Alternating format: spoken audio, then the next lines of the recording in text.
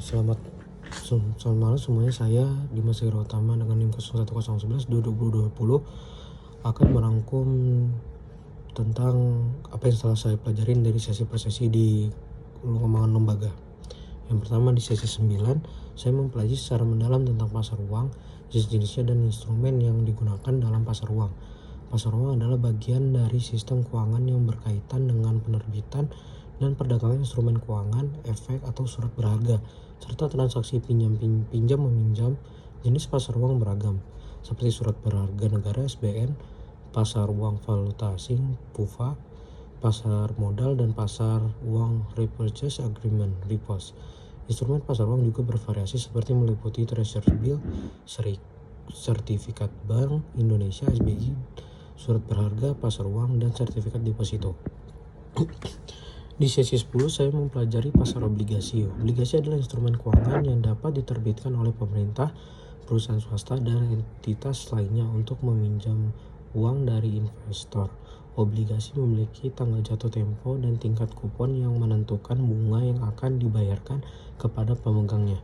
Jenis obligasi di pasar termasuk obligasi pemerintah, negara bagian, federal, dan lokal, obligasi hipotek, dan obligasi korporat, masing-masing dengan karakteristik unik terkait risiko kredit, potensi pengembalian, dan keamanan. Dalam pasar obligasi terdapat pasar primer, tempat obligasi pertama kali diterbitkan dan dijual kepada investor, dan pasar sekunder, tempat obligasi yang sudah diterbitkan diperdagangkan antar investor.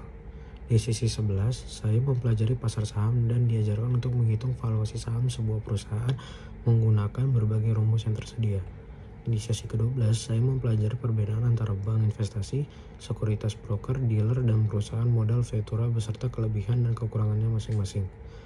Di sesi ke-13, saya mempelajari pasar valuta asing atau forex, yaitu pasar yang memperdagangkan sebagai mata uang berbagai negara seperti USD, Euro, dan lain-lain. Saya juga belajar cara menghitung nilai tukar mata asing. Di sesi terakhir, yaitu sesi 14, saya belajar langsung dari sekuritas, yaitu sekuritas tentang perbedaan antara saham, reksadana, dan obligasi. Produk reksadana dan obligasi diawasi oleh OJK, sedangkan saham diawasi oleh Kementerian Perdagangan. Untuk pemula tidak disarankan berharap mendapatkan kembalian yang sangat besar dari saham, seperti rentang 50% atau 100% dalam waktu singkat, karena bisa memerlukan 1 atau 3 tahun atau lebih. Selain itu, investasi dalam mata uang kripto menunjukkan tingkat pengalaman yang tinggi, karena pasar kripto itu berbeda dengan saham. Pasar kripto bergerak 24 jam dan perlu dipantau terus-menerus.